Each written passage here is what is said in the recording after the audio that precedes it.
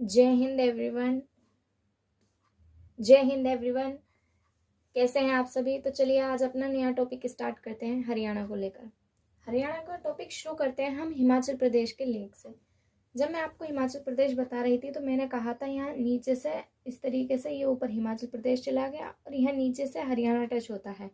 मैंने आपको उस वक्त बताया था कि ऊपर है शिमला और नीचे है हरियाणा, तो हरियाणा में पड़ता है कालका। तो यहाँ कालका और ऊपर शिमला, तो यहाँ पर एक रेल मार्ग है, कालका शिमला रेल मार्ग, जो कि मैंने कहा था कालका शिमला रेल मार्ग यूनेस्को में शामिल है। ये अपनी प्रकृति के आधार पर, इतनी अच्छी बनावट और सुंदरता के आधार पर ये यूनेस्को में शामिल हुआ है। आपसे मैंने कहा था आप इमेज देखिएगा सर्च कर कर, बहुत सुंदर है। जब कभी आपकी जॉब लग जाए तो वहाँ होने ज़रूर जाइएगा मम्मी पापा को लेकर। बहुत सुंदर रेल मार्ग है। इसी के नीचे आते हैं, ये है पंचकुला। हम यहाँ पर अभी अपने प्रमुख शहरों के बारे में पढ़ रहे हैं ताकि हमें हरियाणा का आइडिया हो जाए कि हरियाणा कैसा है, हरियाणा में कैसे कैसे शहर हैं। तो ये ऊपर कालका और नीचे पंचकुला। पंचकुला ये वही पंचकुला है जहाँ पर आपने सुना होगा जब राम रहीम जो थे उन्हें अरेस्ट किया गया था, तो यहाँ पर दंगे हो गए थे, यहाँ पर हिंसा का माहौल हो गया था। तो ये पंचकुला वही क्षेत्र है। ये इसके थोड़े नीचे आते हैं, यहाँ पर अम्बाला। तो ये हमारा अम्बाला जो है, अम्बाला में है सैनिक छावनी। आपसे ये भी पूछ लिया जाता है क्वेश्चन में, आपको वे इससे क्वेश्चन कैसे बनेगा ये पूछ लिया जाएगा, हरियाणा में सैनिक छावनी कहाँ पर है? तो अम्बाला में। इसी के नीचे आते हैं कुरुक्षेत्र। कुरुक्षेत्र को आप कैसे भूल सकते हैं? कुरुक्षेत्र तो इतिहास का भी पार्ट है हमारा।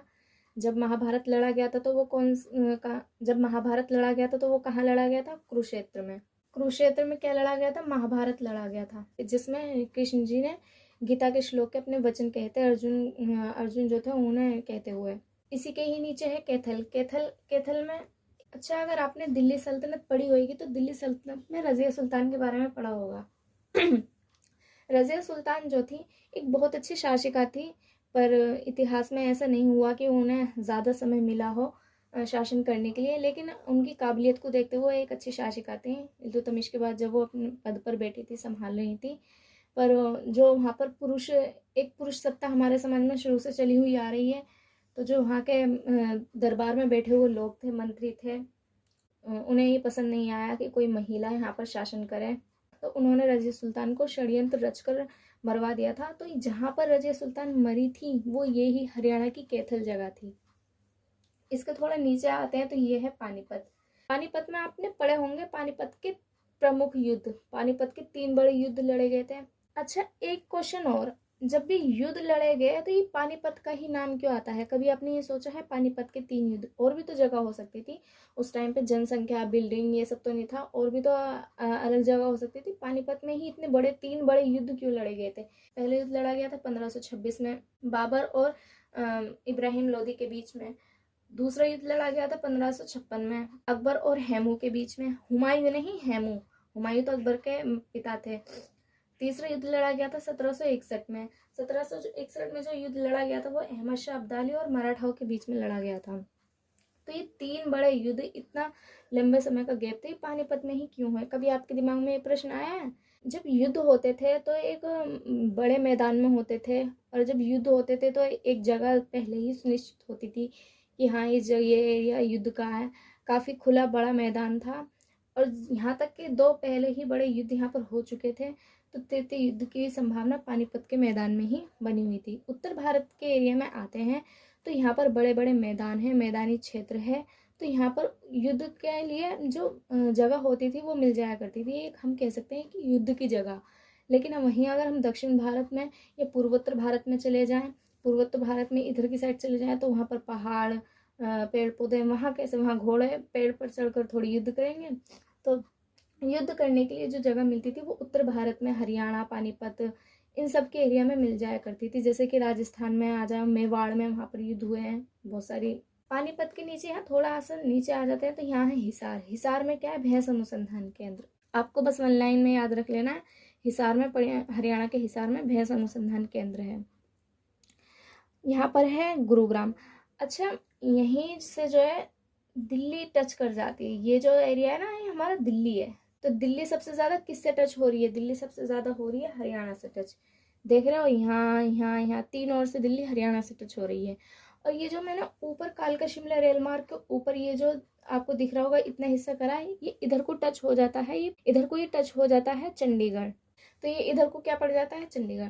तो चंडीगढ़ जो है यहाँ हरियाणा, और इधर टच हो जाता है पंजाब। हरियाणा और पंजाब दोनों की राजधानी क्या है, चंडीगढ़ है। दो, आप कहेंगे दो राज्यों की एक राजधानी कैसे है, तो एक विवादास्पद ये थोड़ा मुद्दा आ जाता है कि इस पर जो हरियाणा के लोग हैं वो भी अपना अधिकार बताते हैं कि चंडीगढ़ हमारे हिस्सा है, और जो पंजाब के लोग हैं वो भी यही कहते हैं कि हमारा हिस्सा है। ये दोनों के हिस्से में आती है, दोनों ही यहाँ पर अपने सरकारें चलाते हैं यहाँ पर बैठकर। चंडीगढ़ दोनों की ही राजधानी है। कभी कभी मांगे उठती है इन दोनों की अलग अलग अपनी राजधानी बननी चाहिए। तो यहाँ पर सबसे अच्छा सोल्यूशन क्या हो सकता है, आप मुझे बता सकते हैं कि चंडीगढ़ किसके पास जाना चाहिए, हरियाणा के पास जाना चाहिए या फिर पंजाब के पास जाना चाहिए? इसका सॉल्यूशन ये होगा कि सेंट्रल गवर्नमेंट को चंडीगढ़ को कर देना चाहिए केंद्र शासित प्रदेश, इसे कर देना चाहिए यूटी। यूटी वो नहीं जो आप एग्जाम में देते हो, यूनियन टेरिटरी, इसे यूटीज में शामिल कर लेना चाहिए। मीन्स इसे जो संभालेगी इस हिस्से को सेंट्रल गवर्नमेंट संभालेगी। और हरियाणा से कह दिया जाए कि वो अपने एरिया में एक राजधानी बना ले, और पंजाब से कह दिया जाए कि वो अपने एरिया में एक राजधानी बना ले। तो इससे क्या होगा, चंडीगढ़ तो डेवलप है ही क्योंकि वो राजधानी है दोनों राज्यों की। यहाँ पर नए शहर बन जाएंगे। जब हम किसी को राजधानी बनाते हैं तो वहाँ पर डेवलपमेंट के कार्य करते हैं, बहुत सारे फैक्ट्रीज निकलते हैं, बहुत सारा रोजगार निकलता है। तो जब दो राज्यों में अलग अलग दो नए शहर बनेंगे, राजधानी बनेंगी, तो वहाँ पर डेवलपमेंट होगा, तो कहीं ना कहीं दोनों राज्यों में सुधार होगा। सेंट्रल गवर्नमेंट को ऐसा करना चाहिए। तो हम कहाँ थे, हम यहाँ थे दिल्ली, इस जगह से दिल्ली टच होती है। लेकिन जहाँ राजधानी होती है वहाँ पर हर चीज़ होती है, जैसे कि संसद वहीं होगी, सुप्रीम कोर्ट वहीं होगा। तो हर चीज़ यहीं होने के कारण यहाँ पर भीड़ बढ़ गई थी। बहुत ज़्यादा लोग आकर बाहर से, उत्तर भारत से, पूर्वोत्तर से, दक्षिण भारत से दिल्ली में बसने लगे थे। तो दिल्ली के क्षेत्र विस्तार किया गया। क्षेत्र विस्तार कहने का मतलब ये नहीं है कि इधर का हिस्सा ले लिया और दिल्ली कह दिया उसे, नहीं। यहाँ से इस तरीके से आसपास के इलाकों को ले लिया गया। दिल्ली तो इतनी ही रही, लेकिन आसपास के इलाकों को लेकर उन्हें एनसीआर का नाम दे दिया। क्या नाम दे दिया, एनसीआर। एनसीआर का मतलब होता है नेशनल कैपिटल रीजन। एनसीआर का मतलब क्या होता है, नेशनल कैपिटल रीजन। आप मुझे कमेंट बॉक्स में लिखकर बताइएगा एनसीआर की फुल फॉर्म क्या है। मैं आपको फिर भी ओवरली बता रही हूँ, नेशनल कैपिटल रीजन। तो इन एरिया को, यहाँ से जितने भी पढ़ेंगे इन्हें कह दिया गया एनसीआर एरिया। यहीं पड़ता है गुरुग्राम। तो गुरुग्राम में गुड़गांव आप पढ़ते हो गए, तो ये एनसीआर का एरिया है। यहाँ पर डेवलपमेंट हो रहा है, क्यों, दिल्ली से टच हुआ है। जैसे कि हमारा नोएडा है, यूपी का नोएडा, यहाँ से यूपी भी तो टच होती है। बहुत से लोग एनसीआर का मतलब दिल्ली से, मतलब दिल्ली से टच कहने का मतलब है जो दिल्ली के आसपास के जो क्षेत्र होंगे वहाँ पर ऐसा ही डेवलपमेंट, जिस तरीके से दिल्ली आसानी से कनेक्टिविटी दिल्ली से रहेगी, इस तरीके से एनसीआर इलाकों का बनाया गया था, एनसीआर नाम दिया गया था। नोएडा, गुड़गांव, ये सब, फरीदाबाद, बहुत सारे हैं। अब गुरुग्राम में क्या है, ये तो हमने समझ लिया, गुरुग्राम में एक एनसीआर क्षेत्र है। गुरुग्राम में है क्या, गुरुग्राम में है मस्तिष्क अनुसंधान केंद्र। ये जो हमारा हरियाणा का एरिया है, हरियाणा का अगर मैं इस हिस्से की बात करूं तो इसे क्या बोलते हैं, इसे बोलते हैं हम भिवानी का मैदान। क्या बोलते हैं, भिवानी का मैदान। भिवानी का ये जो मैदान है ये हमारा खेती के लिए बहुत अच्छा है। यहाँ पर खेती बहुत अच्छी हो सकती है। तो इस एरिया पे जहाँ पे खेती हो सकती है, हरियाणा के इस एरिया पे, तो इसे हम भिवानी का मैदान बोलते हैं। हरियाणा में जो है, मैंने अभी आपको गुरुग्राम के बारे में तो बताया ही था। गुरुग्राम में एक और चीज़ याद रख लीजिए, गुरुग्राम यानी गुड़गांव, इसमें सुल्तानपुर पक्षी विहार है। जब आप नेशनल पार्क वगैरह पढ़ेंगे आगे चलकर, हम मैपिंग के थ्रू पर्वतों के बारे में, झरनों के बारे में, भारत के रेल मार्गों के बारे में, इन सब के बारे में पढ़ेंगे। अभी हम स्टेट वाइज कवर करते हुए जा रहे हैं। जब हम अपने स्टेट कवर कर लेंगे तो हमारा एक बेसिक तैयार हो जाएगा। फिर हम अपने आएंगे मेन टॉपिक पर, जो कि एग्जाम का पार्ट बनते हैं। तो यहीं से ही उन्हें कनेक्ट करते हुए चलते हैं, ताकि जब हम पढ़ें तो हमें दिक्कत ना हो। तो गुरुग्राम यानी जिसे हम गुड़गांव बोलते हैं, यहाँ पर क्या है, सुल्तानपुर पक्षी विहार। मैं आपको नोट्स प्रोवाइड नहीं करवा सकती, मेरा इतना बड़ा चैनल नहीं है। तो आप जब पढ़ा करें तभी अपने हाथ के हाथ इंपॉर्टेंट नोट्स बनाकर इस तरीके से लिख लिया करें। कोई ज़्यादा बड़ा नहीं होता है। देखिए मैंने एक बोर्ड पर लिख लिया, आप लिखेंगे तो शायद आधे से भी कम पेज पर लिख पाएंगे। गुरुग्राम में सुल्तानपुर पक्षी विहार है। एनसीआर में हरियाणा के जो क्षेत्र आते हैं, जैसे कि हो गया फरीदाबाद, गुरुग्राम। एनसीआर की मैंने फुल फॉर्म बताई थी आपको, कमेंट बॉक्स में लिख कर बताएंगे।